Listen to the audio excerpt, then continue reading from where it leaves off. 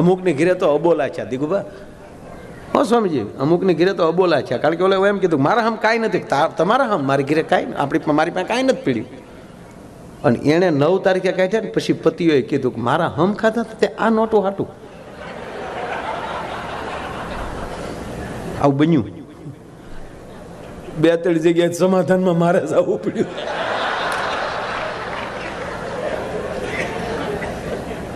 એ વગીરનું ઘર ને કામ. હા, ઘણા વાંઢા આપણને કે આવજો અમારી ઘીરે, તારી ઘીરે હું તપેલિયું ધોવા આવું અમારે.